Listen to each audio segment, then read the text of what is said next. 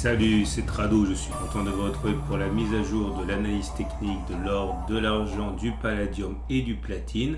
Je vous rappelle que ce format s'adresse en priorité à ceux qui veulent acheter des métaux précieux en physique et c'est pour ça que c'est essentiellement en euros. Néanmoins, vous pouvez l'utiliser également si vous vous intéressez à l'achat de ces métaux précieux en dollars, notamment si vous vivez aux États-Unis. On commence par les actualités qui ont émaillé la sphère des métaux précieux et un article qui nous vient de investing.com qui finalement tire le bilan sur une année décevante pour l'argent qui connaît sa plus mauvaise année en 7 ans. Et Investing avertit également que pour l'instant, si le plan de relance environnementale de M. Biden aux États-Unis devait continuer de patiner, eh bien l'argent pourrait également patiner encore davantage, puisque vous savez que l'argent a profité de ces perspectives d'investissements environnementaux. Deuxième actualité qui nous vient du site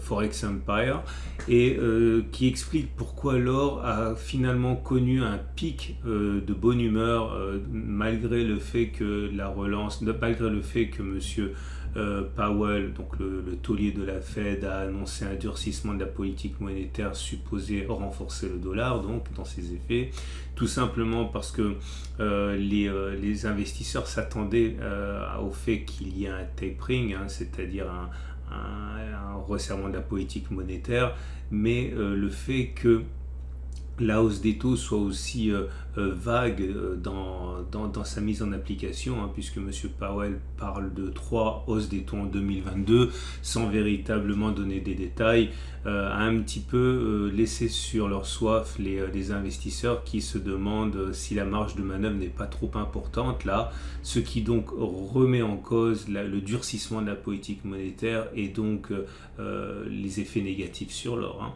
Et troisième chose, ça nous vient d'un site qui s'appelle Autoblog et qui annonce que normalement le marché chinois d'automobile, donc le premier marché mondial, devrait augmenter de 5,4% avec 27,5 millions de véhicules en 2022. Et comme on sait effectivement que cela influe grandement sur les ventes de platine et de palladium, même si c'est uniquement pour les véhicules et c'est essentiellement pour les véhicules électriques, eh bien ça devrait soutenir éventuellement les cours.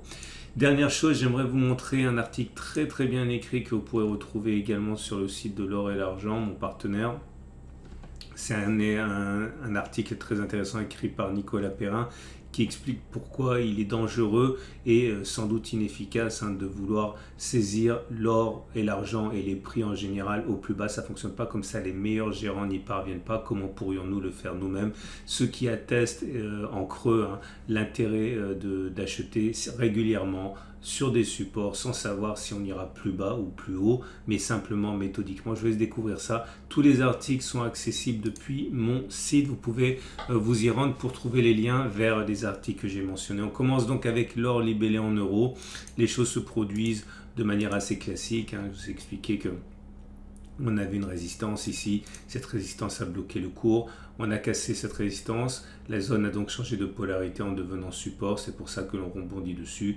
Pas grand chose à dire, on n'est pas sur une zone d'accumulation rationnelle. La zone d'accumulation rationnelle, c'était justement les 1560-1567, tendance de long terme haussière, tendance de fond haussière, tendance générale neutre, puisqu'on est au-dessus d'une M20 qui descend. Prochaine zone d'accumulation rationnelle, un retour sur les 1560-1567, une clôture au-dessus des 1636-1654.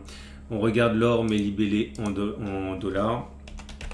Et c'est pareil, mais en moins bien pour nos amis américains, puisque on a bien rebondi sur un support, celui des 1780-1758 dollars. C'est très clair. Néanmoins, les moyennes mobiles sont loin d'être ascendantes, ou alors on est en dessous. Donc globalement, la tendance de long terme, la tendance de fond, la tendance générale sont plutôt neutres. On n'est pas sur zone d'accumulation rationnelle. Zone d'accumulation rationnelle, encore un retour sur les 1780-1758 pour ceux qui n'auraient vraiment pas eu le temps de le faire avant, mais bon, ça m'étonnerait.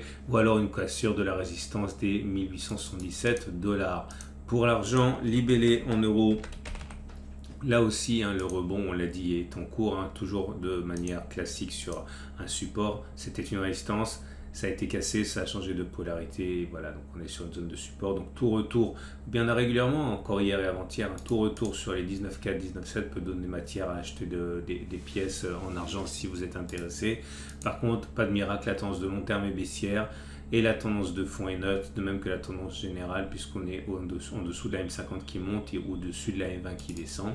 Et l'argent libellé en dollars donne le même constat, c'est-à-dire que c'est pas très bon, en ce sens que les tendances sont baissières. Vous voyez, la tendance de long terme est baissière, la tendance de fond est baissière, la tendance générale est baissière. Mais là aussi, on a rebondi sur le support des 21,4, 21,9, zone d'accumulation rationnelle pour nos amis américains.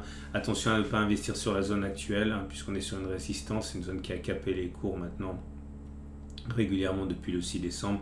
Ceux qui veulent acheter attendent un retour sur les 21,4, 21,9. On enchaîne avec les platinoïdes. Pour le palladium en dollars, on a vécu en direct le rebond sur le support majeur des 1646, 1499 dollars. C'était notre zone d'accumulation rationnelle. Là, on n'est plus sur zone d'accumulation rationnelle. Faites même attention si vous êtes américain et que vous payez en dollars. On arrive sur une résistance à 1887, 1853. Il ne faut pas acheter dans cette zone. Et le palladium libellé en euros est dans une situation également de rebond, puisque vous pouvez le voir, on a rebondi sur la zone de support majeur des 1354, 1350, 1545. La progression a été très significative en l'espace d'une poignée de séances, puisqu'on est déjà à 16% en 6 séances, hein. Ça va vite. On n'est pas sur zone d'accumulation rationnelle avant d'être revenu sur les 1350, 1545, mais là encore une fois, on a eu l'occasion d'accumuler avant. Attention de ne pas investir sur les 1642, 1671, c'est une résistance qui risque d'être difficile à passer. Pour le platine maintenant, alors le platine en euros indique qu'on n'est pas non plus sur une zone d'accumulation rationnelle, hein, puisqu'on est entre deux zones d'accumulation rationnelle, retour sur les 805, ou alors éventuellement en cas de cassure de la résistance des 840, 848. Et pour le platine libellé en dollars, on est sur une situation où on n'est pas non plus sur une zone d'accumulation rationnelle. Ah non, je dis des bêtises, j'ai confondu. On est sur zone d'accumulation rationnelle. Si vous êtes investisseur américain et que vous payez en dollars, nous sommes toujours sur le support majeur des 943, 908.